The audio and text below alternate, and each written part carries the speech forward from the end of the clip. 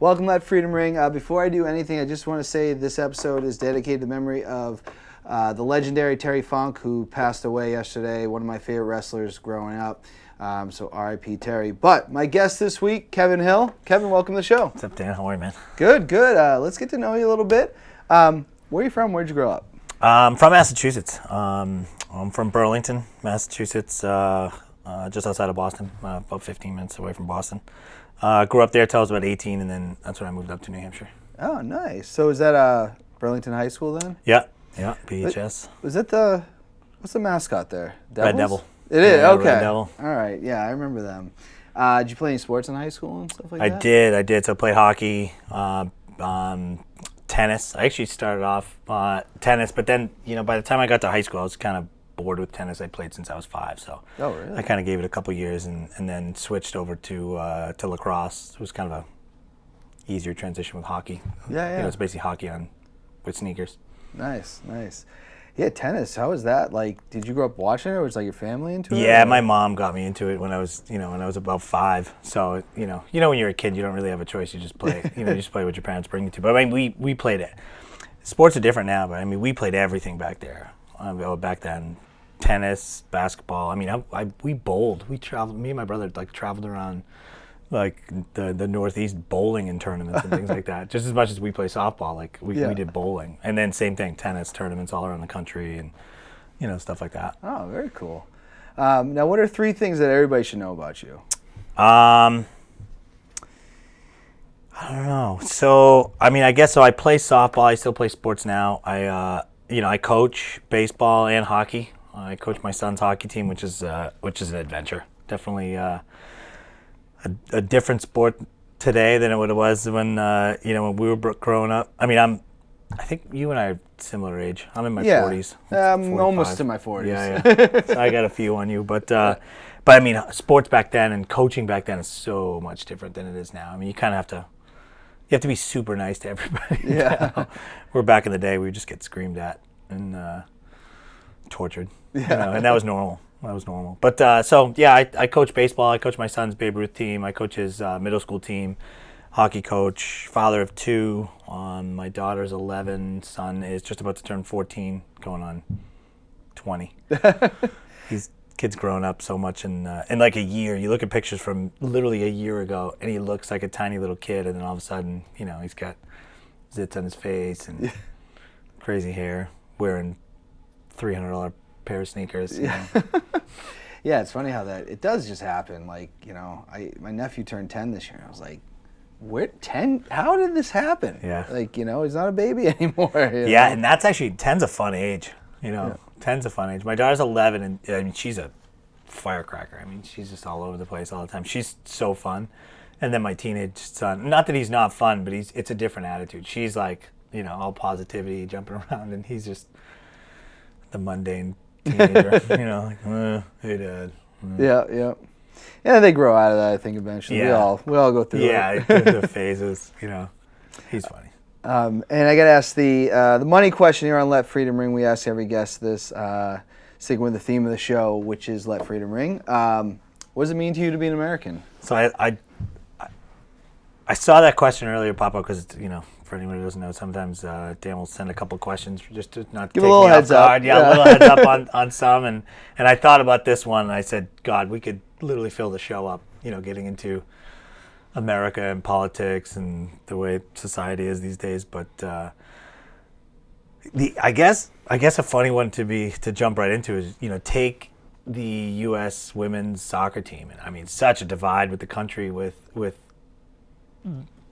how a lot of people hate that team, a lot of people love that team, and their politics getting into sports and things like that. But that's kind of what the country is right now. It's like there's just a big divide, and it's pretty interesting. And I think it's gotten so far off the rails that something has to be done. So right now, what it's like to be an American, it's an interesting time. You got Trump being indicted 70 times. getting away with just about everything, having such a massive following and such a crowd that loved that guy. And then on the flip side, you have just as big, if not more, of a crowd that hates him. It's really what America is today. It's what's your opinion? Like which side of the fence do you lean on? So I say there's three sides of the fence, right? There's I don't care, leave me out of it, because we hate picking a side, and then there's the left and the right. So I think I lean somewhere in the middle, where it's like I have opinions about both, good and bad. So I don't even know if I'm on the right or the left, but I'm probably somewhere in the middle. So what does it mean to be American? It means to be in the middle right now, literally. I mean, there's just so much going on that I'm a middle guy. I think that's where most people, when you actually have conversations, though, that most people do fall. You do have people that are very like, no, it's this way or that way. But I think a lot of people. I mean, I always lean left, but I wouldn't say. I don't call myself like a liberal, because that word's been like kind of hijacked a little bit to mean things that I don't even think the word means anymore. So I just am like. It's like being called a Karen. Yeah, it's just it just has that negativity towards it. But I think, though, to your point, though, it is kind of. I know that people are gonna be like, well, there's two sides. That's not great, but we are free to think for ourselves. No, they can't tell us who we're gonna vote for, or they can't tell us what we're gonna say or what we're gonna think. And I know that like people hate the divide, but like when you have free thought, there's gonna be a divide. I think there's such a divide now, though. Meaning, I think the left and the right are so far apart that I think it's. I mean, in recent history, a historian could probably tell me I'm wrong, but I don't remember a time where it was this divided, right? Where you could vote for Trump, and then somebody on this side literally hates you and wants to drive over you with their car because you voted for Trump, or vice versa. And it's kind of crazy. I mean, there's hatred. There's a lot of hatred. So I don't remember that in previous elections or in politics and government as much. And I mean, now every piece of information is coming out. I mean, just with government, with how much money they're making right now outside of politics or outside of their government salaries is insane. Yeah, I mean, the lobbyists really kind of dictate how they vote, but I think they all made money, but I think now they're making money in different ways, and things are becoming public. I mean, just look at the trading, the stock trading that they do, and how rich some of these politicians are from just that insider trading knowledge, or alleged. Yeah, alleged. We don't want to make accusations. Yeah. No, I definitely agree. That's definitely an issue. But I mean, I do think the division's more in your face than it ever has been. But I do feel like the history of our country is always it's pretty constant since the American Revolution. Hey, we're all going to work together, and next thing you know, John Adams and Thomas Jefferson are at each other's throats. Right. That's all what you can do for me. But no, good answer. I love asking that question. Want to get into your softball career, because a lot of people know you through there. How did you start playing softball? I actually started playing softball from my brother-in-law. He brought me into, he just called me one day and said, hey, a few of my friends we're playing softball in a church league in Derry, New Hampshire. So that's how I started. I started playing with church, and it was comical, to kind of watch everybody. Most of the team didn't even go to church, but the coach and his son, they were adamant Sunday churchgoers, and and then it's basically the coach's son, all his friends that grew up together. So it was that whole team and me, and that's how we started. And then that was actually pretty fun. But that was my start to softball. So I didn't even know how big it actually was back then. Now, what year was that? Had to been 09-ish, maybe 2010, maybe somewhere around that era. And then what we did was, so we won a couple of championships there, because it was literally, we were the youngest team. Now I was about 10 years older than all of them, but majority were like in their 20s. The majority were in their 20s. So we were the youngest team. So we won a lot. So then we were like, all right, let's move to a different league, and we moved to the Derry League. Yeah. And that's when I really started meeting most of the people and seeing how serious it actually is.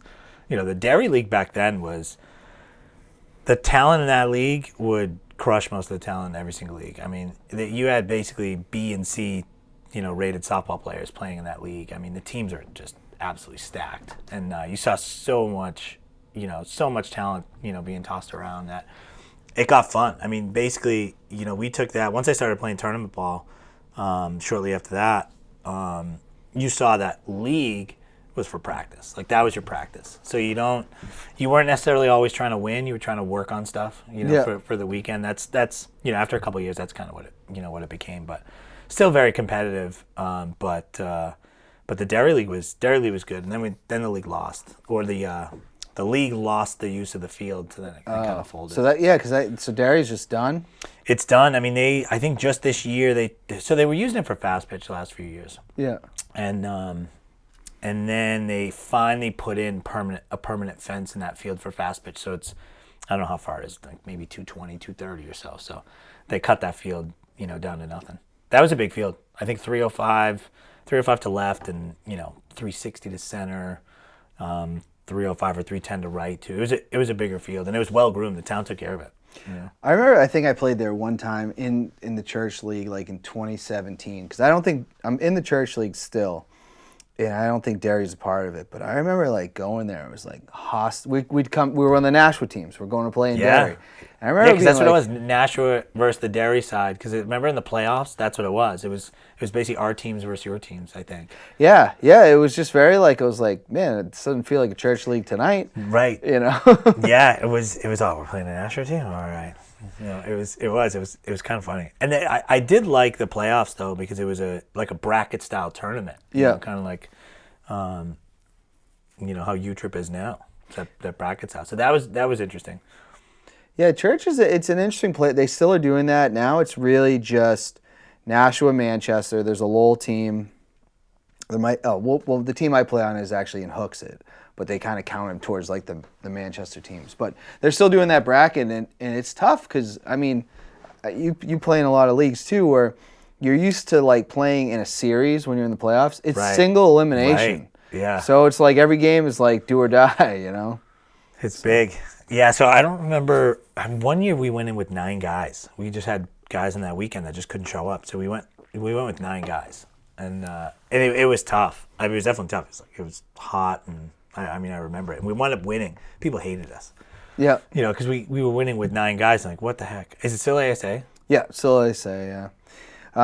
Now, how did you like make the evolution into, or transition, I say, into tournaments?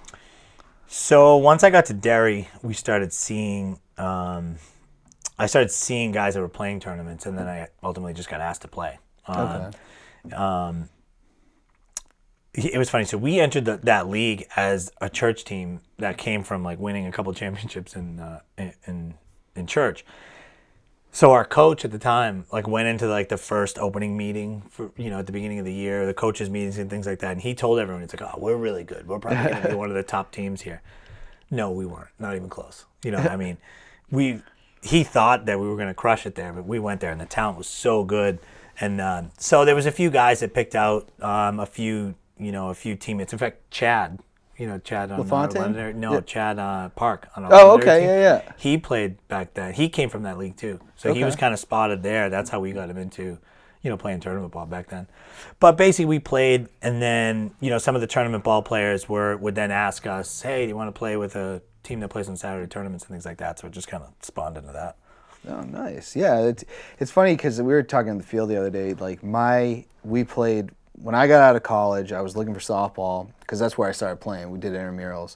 Found what's now my social sports. It was New Hampshire Sports Social Club at the time.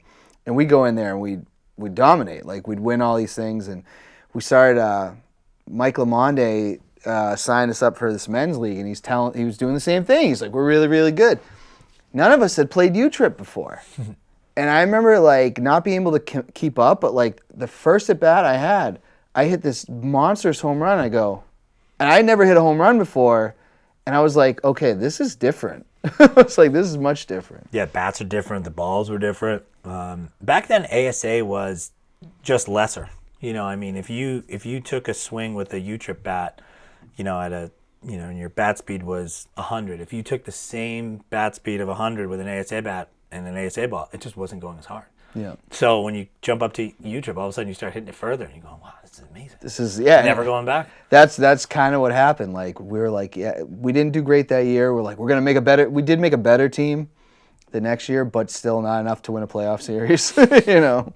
And oh yeah, we got crushed, and we actually, that league was so tight. I mean, the top 4 teams were just stacked, absolutely stacked. Like, you know, from top to bottom, they were all tournament guys on the top 4 teams, and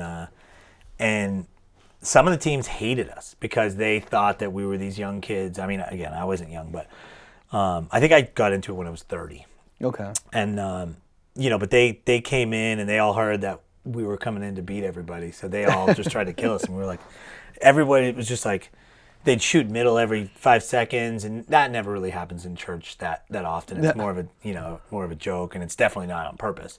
But these guys are just like 5 guys in a row, just blast middle on our pitcher. And we're going, what the heck is going on? You know, and then they'd be laughing. And so finally, like halfway through the year, one of who's a good friend of mine now told me, he says, do you know that your coach came in here and said that you guys are going to smoke everybody and this is why everybody hates you? And we were like, you got to be kidding me. Because, I mean, literally, they would just pound us, you know, 30-0. We'd sit there and go, this is getting out of control, you know. And I'm sure it wasn't nothing, but still, we were getting beat up, and they just never let off the gas. And we were like, this is terrible. And then come to find out. All those things. Yeah, there was actually a staged fight versus our team. One of their top teams, like, they hated us so much that they blew middle on us until somebody said something. And then once somebody said something, who just happened to be the coach, then one guy jumped on him, started throwing haymakers at him. I mean, it turned into like an on-field brawl. And then come to find out, a few days later, now I'm friends with all of those guys now. And come to find out, they staged that. Like, it was on purpose. They were like, hey, let's just do this and then beat the crap out of them. So here was a bunch of church-going kids, right? Or like, you know, just some genuine nice kids that, you know, most have never been in a fight in their lives, are just literally getting pummeled on the field. It was pretty funny. Yeah, I mean, now we look back at it. It's probably not in the moment. No, yeah. Some of them we play with now in Londonderry. Oh, really? Like, Timmy Fail was on the. Timmy Fail's literally the one that started. Oh, and now I'm great friends with Timmy. Yeah, it's funny how that happens. I mean, you know, it's tough because I know in a lot of leagues, like, you want to welcome new teams because you want to keep teams coming. But I could see where, like, trash talk turns into something else. Especially with how competitive they were, like, especially how good their teams were, and you know, they didn't like that. Yeah. Now, how was you? Now you started playing tournaments. You end up going to Worlds. What's been your Worlds experience going down to Florida and playing? So yeah, we've done pretty well down in Florida. I mean, with Bad Beat, we won it, and then in, I think it was 2012 or 2013, when I went down with New Code. I mean, New Code's one of the teams I started with. You know, Ryan Myatt, the USSSA director, you know, ran that team then. We came in second. I mean, and back then there was, you know, 200 plus teams, 220, 230 teams. So we went that entire way and wound up losing to the same team twice, which was brutal. But we wound up making it to the winners bracket final and then losing to that team on a Sunday morning, and then having to play the next game to get back to the ship. Played that game, won, and then played the same team again and got smoked. And that was tough. So I've gone to Worlds before that, and, you know, we all had our fun. Back then it was like, all right, we're going to go down, we're going to do well. If we don't do well, whatever, we're in Florida with, you know, all our buddies. Let's go have fun and, you know, go out to dinner and do all sorts of stuff.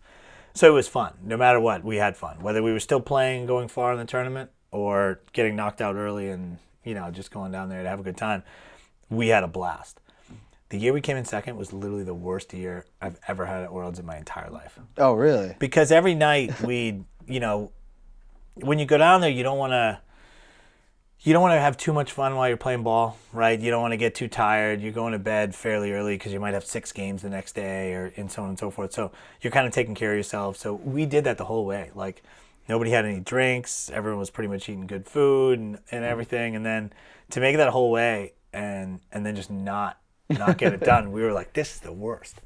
It was really funny that was our take on it. They're like, this is terrible. But that's what it was. It was like, hey, we didn't even lose and then go out to at least have one night, you know, to have fun. We literally lost and then had to get on the plane like 2 hours later. Oh, really? Yeah. Oh, So you didn't have an extra. I think we wound up going to get food. There was a bunch of us that went to Miller's Ale House to get food. There was probably 6 or 7 of us there, and it was like the whole table. Like the coaches sat at one table, and then a bunch of us were at another table. I mean, nobody was happy. Everyone was just ticked. Were you guys a little bit surprised? I mean, like it's a New Hampshire team doing well. A lot of these places can play all year. Yeah, they do. Well, so let's say Florida, they don't play all year because when it's in the dead heat of summer, they don't play. Oh, okay. It's too hot. Yeah, it gets too crazy. So they start.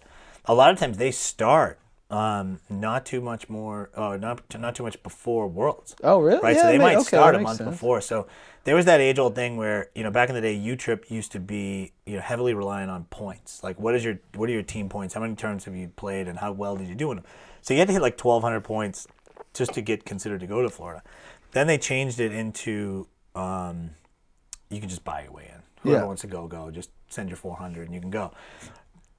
The Florida teams literally would have no points because they would literally just start playing. So they would have their year didn't start, so they would have no points going into Worlds, and so many people, were so heavy on how many points can we get, But if you were the top team, you're probably playing a Florida team that just started playing, and they're probably all nasty. Yeah. They're probably all super good. Yeah. And like that's their home field. Those are their home field. So you're facing locals that literally drive 20 minutes away, 30 minutes away to get to the field. It's like going to Martell for us. Exactly. Yeah. And so for them, the game was easy. They knew how to deal with everything. But if you're one of those top teams and you just walk into that team that's, just a buzzsaw, and you're sitting there saying, this is crazy. That's cheating. And for the longest time we thought it was just cheap to do that. But no, they don't play all year. Yeah, so it okay. really wasn't their fault. That's funny. I never actually thought about that, because I remember I went to Worlds once. I remember like these, we played this one team. They weren't good. But you could tell, like, they just showed, they're like, hey, I heard there was a tournament here, and we got nothing else going on. Right, might as well show up, and they would just slap teams together and just crush it. But, I mean, that's not 100% of the Florida teams that are down there. They do sometimes, stack up teams, and, they get away with a few more roster moves than what our state allows. Home field advantage, I guess. Yeah, that stuff's key, but yeah, Worlds has been fun. So there was a big change a few years ago where it changed from Disney at the ESPN Worldwide Sports Complex, which is phenomenal. Yeah, I got to go there. And then going to Vieira when U-Trip bought that facility, and Disney was better, just flat out better. Yep. It's just a better experience. I don't know, for some reason we just always have more fun there. There's a big weather difference. There's so much wind in Vieira that you could hit a ball. You could hit a ball into center field, and the wind takes control, and you'll see the thing fouled out. Yeah. And you say, wait a minute, that started in center field. How the heck did it just make it 100 feet that way? But so you're really playing the elements down there. So, and that's at every field's different. So they've got fields on each corner. They've got like 8 fields, and so they're all cornered. So one faces this way, one faces that way. And so on and so forth. So where you might be hitting into the wind in this field, you're going against the wind in that field. This field, it's blowing to the left. That field, it's blowing to the right. So every field is different. So your hitting style has to change. Where guys try to hit home runs. Well, if you're on this backfield it's blown in, you have no chance. Oh yeah. You never. The biggest, strongest guys don't hit them out. Why they move? Money. Oh, okay. Yeah, I mean Disney has rules. Disney owns that ESPN complex, and they have rules. And they're strict. There's no softball players and tournaments and things get a little hairy sometimes, and for Disney and their policies and things, it didn't always work. And it cost a lot of money because they were just renting. So now they got their own facility, and they can do whatever they want with it. So they can make the necessary changes that they want, but they can't change the weather. Because the cool picture that everybody wanted to take was in front of the World thing at ESPN. We have tons of those, yeah. And now... I think the atmosphere at ESPN was just much better, just for things like that, and the size of it was massive. Like when you're walking into it and you just see all the fields, when you get to that, back part of the building where you're starting to walk down to the fields and you see how big that facility is. I mean, baseball, tennis, football, the soccer fields. There's just so much land there. It's just kind of cool. It kind of takes you away a little bit. And then to be in the stadium was pretty cool. Now, U-Trip has their stadium now, but still, Disney was better. Yeah, the Braves had their spring training there. Yeah. So we got to watch a lot of Brave stuff down there. Back then. I think they've switched teams Maybe it was always the Braves. But yeah, I remember we'd always go and, and even during the season, you'd have guys on there like their rehab stints down there. Oh yeah, You know, yeah. so you'll see some pictures and they're throwing absolute gas. And you could be right up close, like 5 feet away from them, watching them just throw That's awesome. seeds. So that was pretty fun. So to me, it's better. Not to mention the travel to Orlando is easier than Vieira. The places we can stay, there's just more inventory in Orlando. Things are cheaper. Yeah, I honestly thought it was so cool going there, and I haven't been since. But I gotta ask this though. So you end up with Bad Beat, you got to win Worlds. Yeah. What was that like? And then I kind of have a follow up question to that. Sure. So I mean, that was amazing. I think I was brought on that team, and then just kind of sat and waited till it was my turn. So Babby was a tight group. Most of them grew up together. Everyone was all pretty close. So I was kind of an outsider on that team. Again, I was pretty old compared to them. There was one guy, Tony Martineau, softball Tony. I think he was the only one older than me. Yeah. But that was fun. I mean, it was a good run. We were a pretty competitive team. We had our issues during the year with certain teams, certain local teams that that we went back and forth with. But sometimes you just put it together. When you go down there, and the teams that because they know each other, the chemistry on the team was just lights out. I mean, nobody screams at each other and any of that stuff. It was just let's just keep playing. And that was pretty fun. I remember getting to the very end. And remembering how awful it was to come in second. I remember being in one of the last games, playing third base, just turning around after something had happened. I said, Jesus, I just do not want to come in second. I don't want that stupid second place jacket because when we came in second, they gave you jackets. There were some pretty nice jackets. To stay second place on them? Yeah. I'd be like, I don't need. Yeah, that thing's never come out of my closet. Yeah. There's a few guys in the team that wear it, but Yeah. mine's still bright white. It was red, white, and blue. It was nice. It looked nice, but it's never seen the light of day. I would have just given you a jacket and been like, you don't have to put the second place Right. on there. Yeah. I mean, and we had it embroidered with new code and things like that because once we got them, I think they had. Yeah, we got them that day, and then I think we put the new code logo and stuff on it. But in fact, we might have put second place. Oh, on it. really? And I'll have to fact check that one. But yeah, you'll see some people wear it. Once in a while, you'll see it come out. But I just remember saying, I'm like, I don't want the USSSA officials tent was like right here, and I just remember forgetting about it, and I turned around and said, I don't want that stupid second place jacket again. And so winning it was pretty good. And then obviously, kudos to the team we played against. They were another New Hampshire team. So out of who was that? Jade. Jade. Dragon. Okay. Yeah. So all our guys that we've played against and play leagues with and stuff. So to get through, I don't know what, 228, 230 teams, and then to make it to the end, 2 New Hampshire teams. That was pretty fun. That was pretty cool. I mean, it was great from a scouting, report view. I mean, we knew everybody. And they knew us. So that was, that was kind of funny. But in fact, they were in the winners bracket. We had to double dip them, and they're the team that beat us earlier in the tournament too. Oh wow! And I don't think we lost to them all year. We go to Worlds and lose to them, and I think we lost 4-3. The game was a 4-3 loss, which in softball is just unheard of. But back then it was ease, and if you hit a home run, it was an offensive ejection. So the hitter gets ejected from the game. You can't hit again. Yeah, that rule is tough. And then if you hit one, it ends the inning. Yeah. I think we hit 4 that game.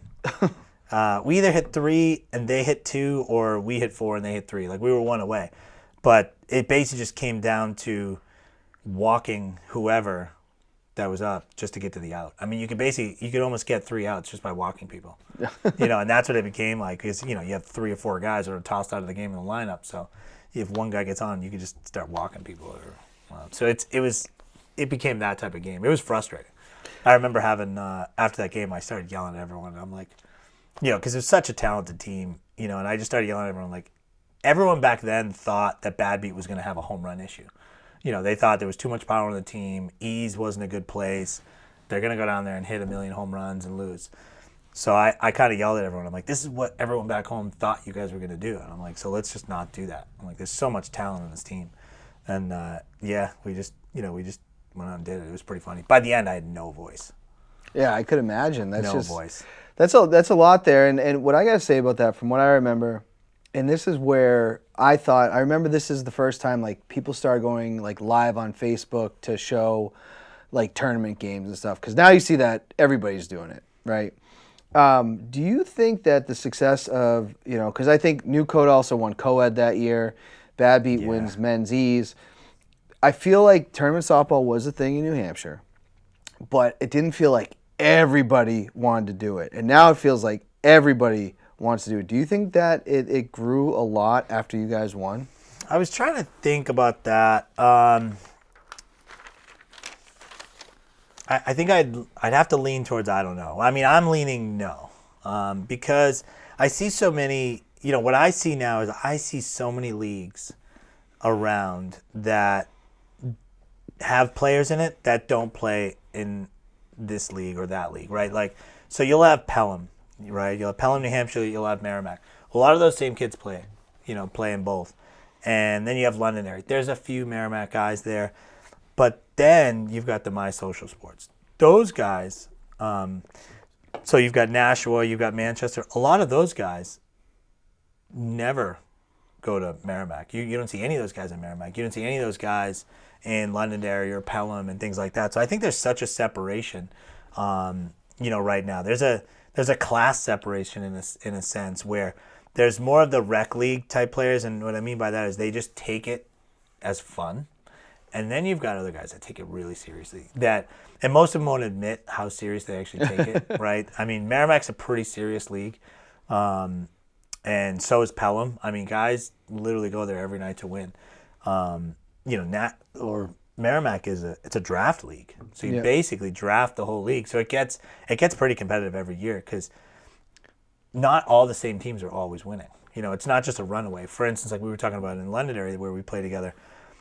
Well, our team wins a lot, in fact, more than it loses, the ship. And you don't have that in Merrimack, Yeah, and I think Merrimack also feels like it grew over like the last couple of years too with COVID. And I think it's grew. I remember hearing about in 2013. That's when I think just started playing in the men's league or whatever it was. But that thing's grown tremendously. We dropped teams this year though, so it's in the last couple of years it's dropped a little bit. So we're trying to pick those numbers back up a little bit. But that league is technically run by a board, but it's somewhat some of the rules are controlled by the town. It's the town fields, and we have to make the rosters available to Merrimack residents first. Kind of Londonderry is the same way.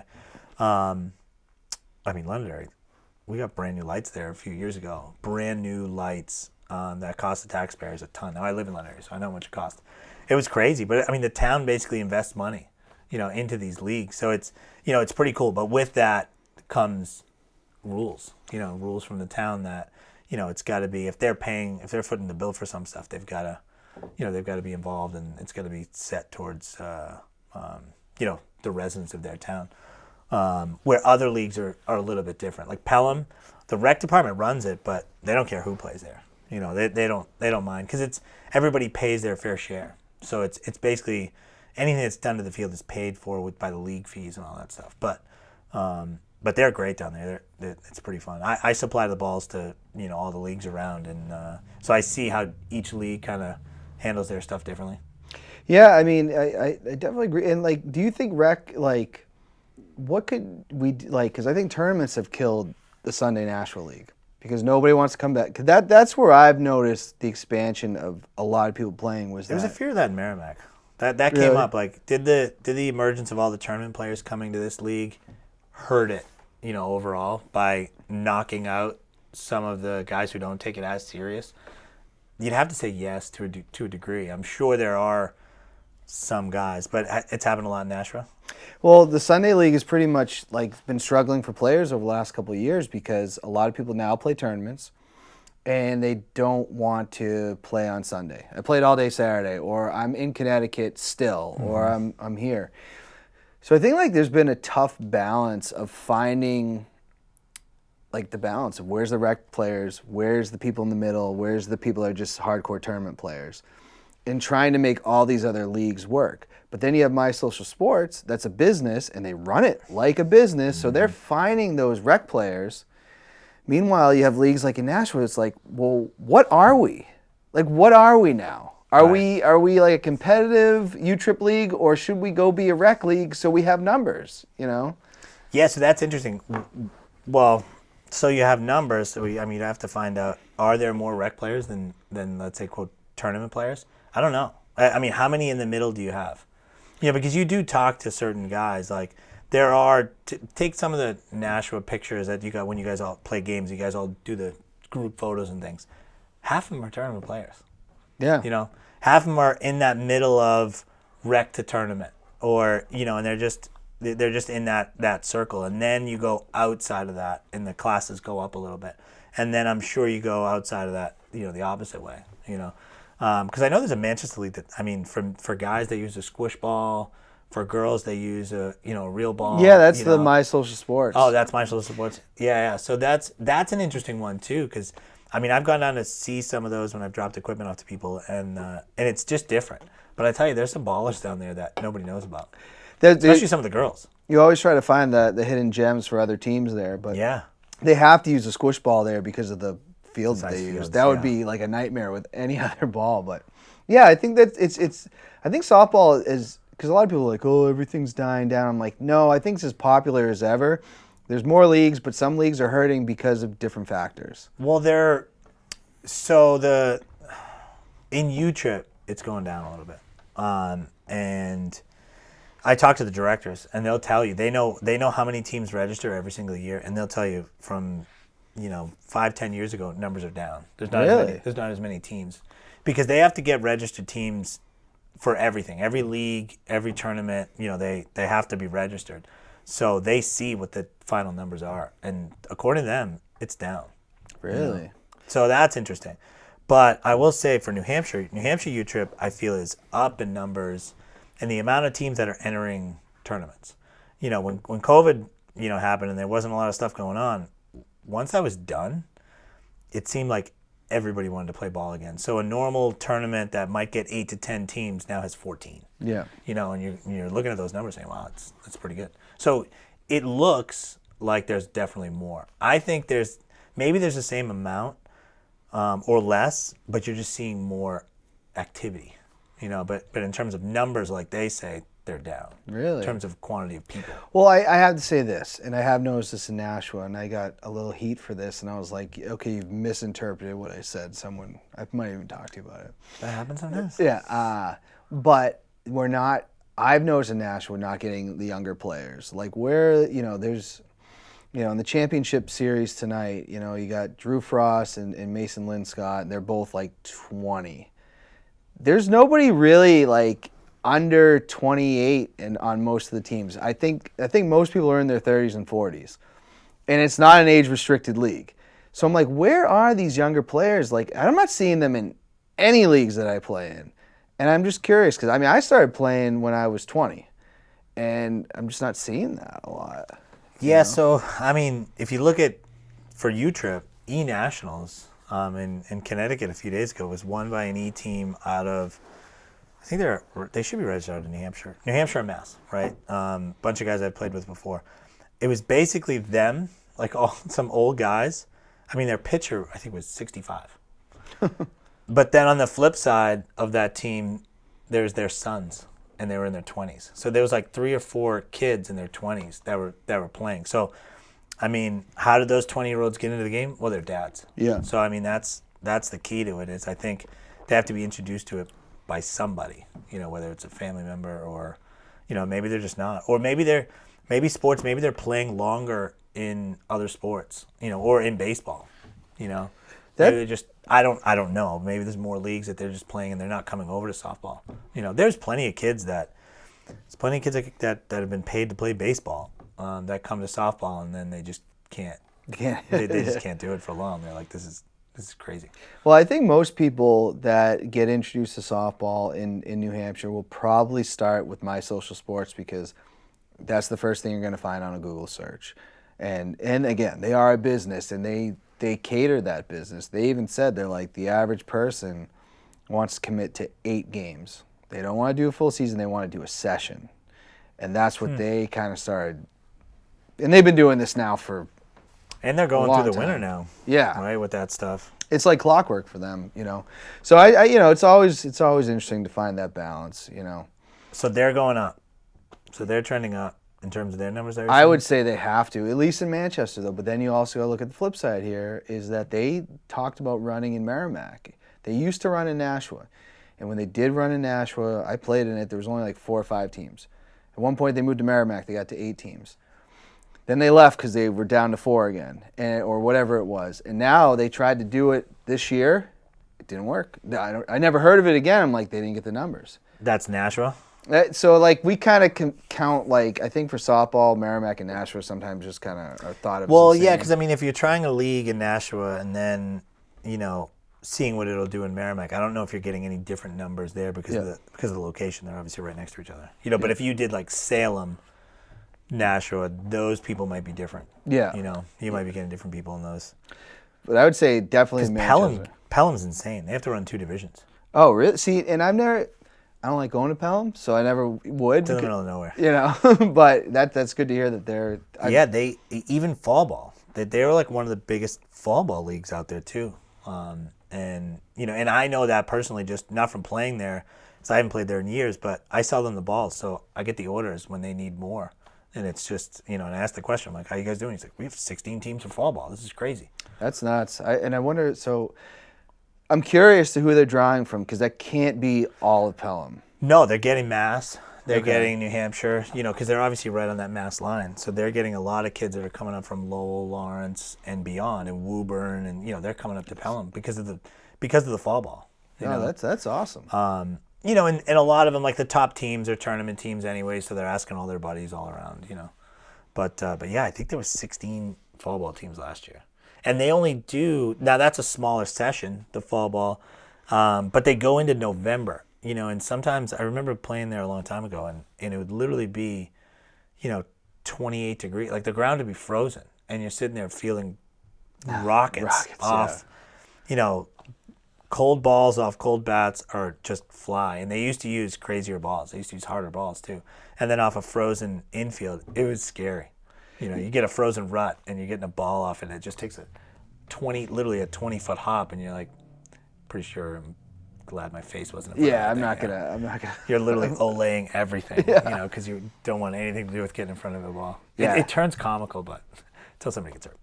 Yeah, that's interesting. That's interesting to know though, because I'd like to see that Nashville Sunday League get back to it, and it's almost like who's going to play in this league, what should this league be, and find an identity and run with it. I think you just have to ask, why did it fail?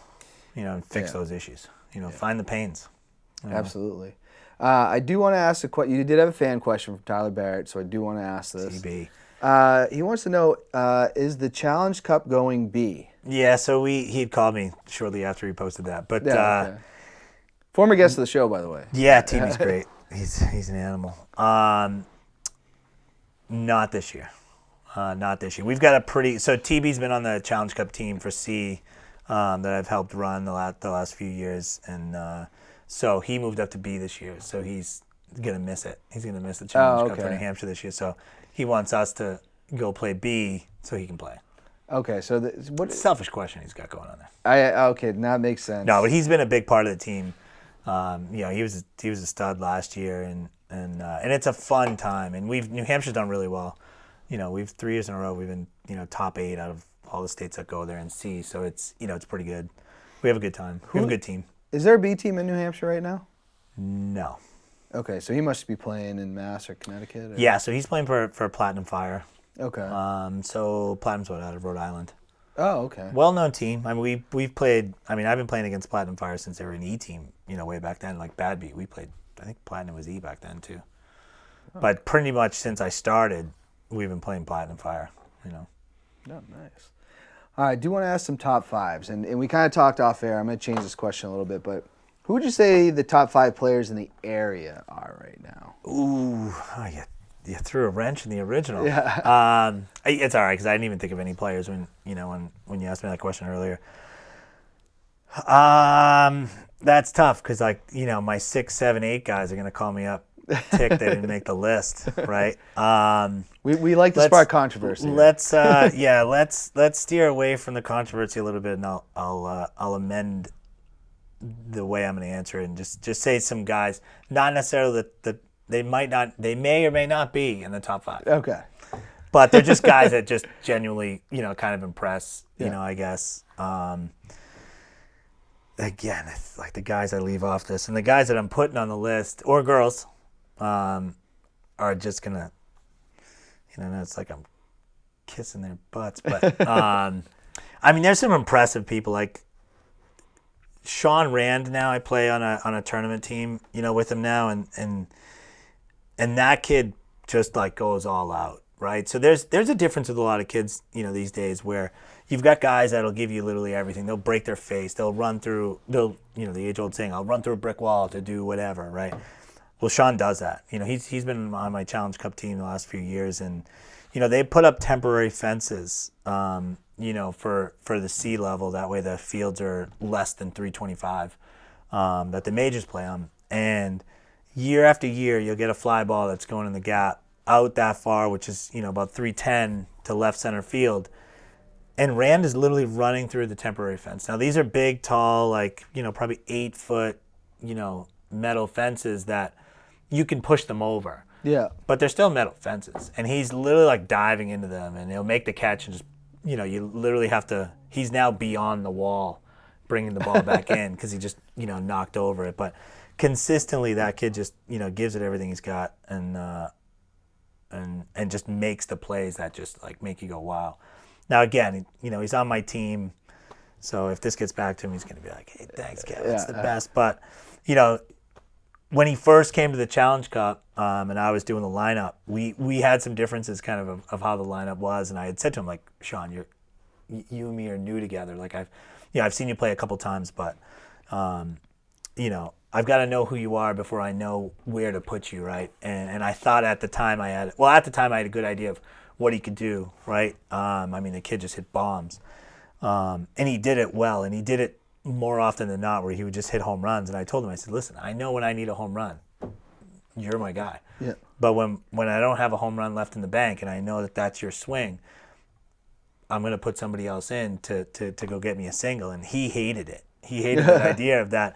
I didn't believe in him to do, the right thing in the certain situation. So he changed. The next year after that, he just seemed like he worked on, fixing that. And I'm not taking any credit for, what he's become or the type of hitter he is. But I just remember seeing the change, like him and I having that discussion, and then him changing the way he, approached everything. And the kid just, he's been real good. On the flip side of that, there's, Sean plays center field. There's another center fielder, former teammate of mine, Pat Brandon. He's same thing. I mean, he's just a super stud when it comes to making plays, and been on ESPN like top 10 plays before. Really? You know how they do like the home versions of those. Yeah. He's been on there making a like a Megatron type catch in football because he plays flag football, like reverse behind the back one-handed catch, and just kind of brings it in like this, like it was his job, and he made top 10. I mean, he's just he's just an athlete. He's not playing as much ball this year just because he just had a child, and so he can't get out of the house as much. But yeah, he and I played on Smith for a few years together. But he's a stud. Again, whatever, Pat, giving you props. Mostly the teammates that I have, and this next guy, I actually give this guy more crap than anything, just because we have very similar personalities, and we usually crap on each other more than we never compliment each other. It's just. We're too good of friends to do that. Danny Pope, probably one of the best middle guys around. Throws an absolute heavy ball to first, never misses. Pretty much gloves everything, which he's probably going to go on a 0 for 8 error stint now. I said that, which is fine because we'll play him in the playoffs and he can boot everything. But just a good kid, sort of. But literally just makes every play. Good teammate. Just kind of goes out there. Doesn't like the BS and drama of softball. I mean, he likes it, just listening to it and laughing at people. But he's just a good guy that just goes out and just performs on defense. Not as much as a hitter. but on D, he's an absolute stud. I've seen him strike out recently. Revealing that on. Yeah, we're gonna do that. That's how good of friends we are. Yeah. Another former teammate guy who just absolutely kills the ball. Angelo Roman is another guy that just hits the ball far, and he just works on his craft every single day. He's gotten better and better each year.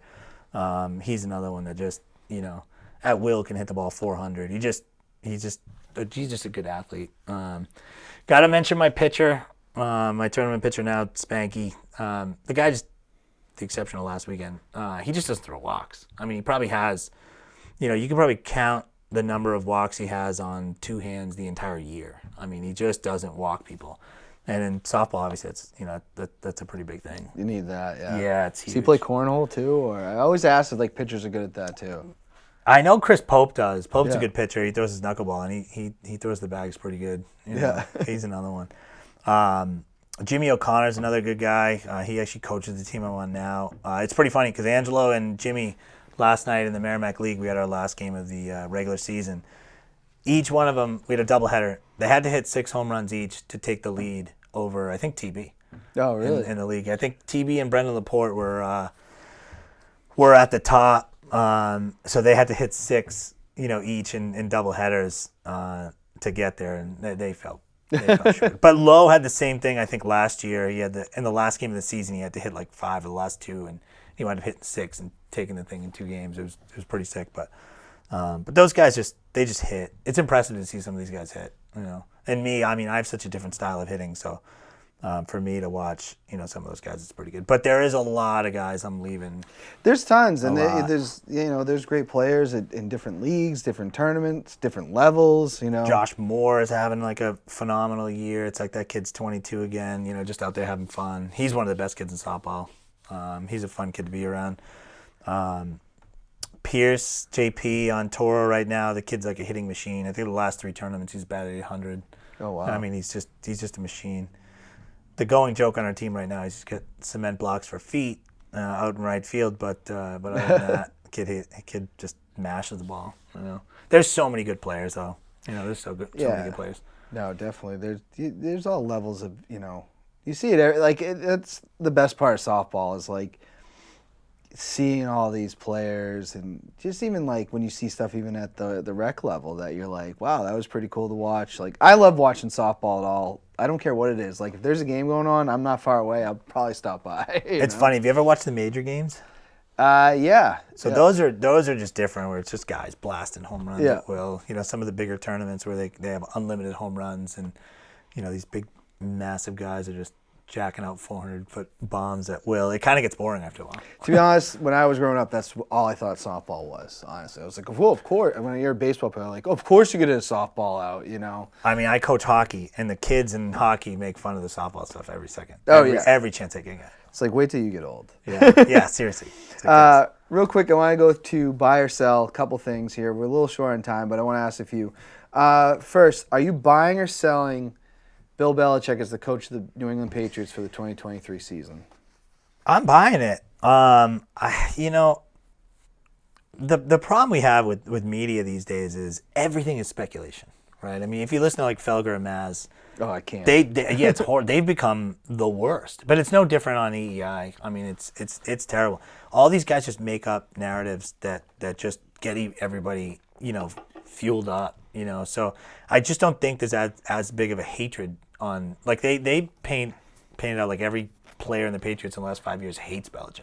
Yeah. And that it's only Tom Brady, the only reason why they won. It's like, come on. It's not the only reason. I mean, he was a super stud, of course, but He made it easier. he definitely made it easier, Yeah. for sure. Because now Belichick has to learn a different style with a different player and actually maximize his strengths. And it's tough. And they rolled the dice, and whether Mac Jones is the guy or not, who knows? But I don't think that tarnishes his legacy if Mac Jones isn't the guy that gets it done. Maybe it's Belichick's fault, maybe not. But I still don't. I think the jury's out. I think Mac's somewhat underperformed, in my opinion. So I think it's tough. And of course, you've got the other extreme when you're comparing his football career with Tom Brady. I mean, It's not even fair. it's not fair. It's not fair to like crap on them because they're not winning, 10 plus games every year. The people in the Fire Belichick camp are just insane. There's not a better coach out there. It's like, you know how hard it is to find a coach in the first place, and then it's just ludicrous to me. It's nuts. Would you buy or sell TikTok? I buy it. TikTok's the best. You can learn everything from TikTok. This is the first time someone's bought it. Really? On the show, yes. So I learned so much from TikTok, just from recipes to like learning different ways to coach, different drills, just, something quick. If I want a quick hockey drill to say, hey, we got to change it up a little bit, got to get the kids pumped up. Same thing with coaching baseball, just some different angles and different ways to learn different things. So for me, I use it as a tool. And the comedy is hilarious. I mean, there are things you're a millennial. You're more I'm 45. Okay. Yeah, I'm Gen X. So as a millennial, I get TikTok on Instagram a month later. Yeah. And I got to say, though, I've learned that Notorious B.I.G. ripped off his name, maybe did steal Juicy from somebody else. Thanks, TikTok. Lion King wasn't an original plot. You're right. Thanks, TikTok. Yeah. All these things that I didn't want to know. CeeLo Green, I guess, sang vocals on Waterfalls. Thanks, TikTok. So I don't mind all that stuff. Like, if it's real, it's real. It is what it is. So that's why you with today's world, you cannot be surprised with anything that happens. Absolutely right? not. So I don't mind it. I'm still going to like something the way I like it, no matter what the history, on it is. So I don't let that stuff kind of totally ruin it. So I don't know. I guess I have a different way of looking at it. Yeah, I mean, Ready to Die is still my favorite album. So, it's great. Buy or sell, J.K. Jeff Kelly. I gotta buy. I've given J.K. so much crap with this. So when I started playing with J.K. on tournament teams. So he and I butted heads up and down here and there, and he swears to God that I hate him, and I don't. So I'm a supporter of Jeff. Jeff's a good guy. He's done a lot for softball. Good, bad, or indifferent. He cares about softball. He cares about other players. He might start some feuds here and there, and sometimes Londonderry hates him, but that happens. Some of the animosity that we have towards our team. Jeff kind of fires up a little bit. It's kind of funny, but no, Jeff's great. He's a good family guy. Jeff's out there trying and working hard every day and takes care of a lot of stuff. No, I like him. Half the team would be so shocked that I bought that. Well, Kevin, I really appreciate you coming on the show. It's been a blast. Everybody out there, have a great week. Keep your heads up. Until next time, Let Freedom Ring.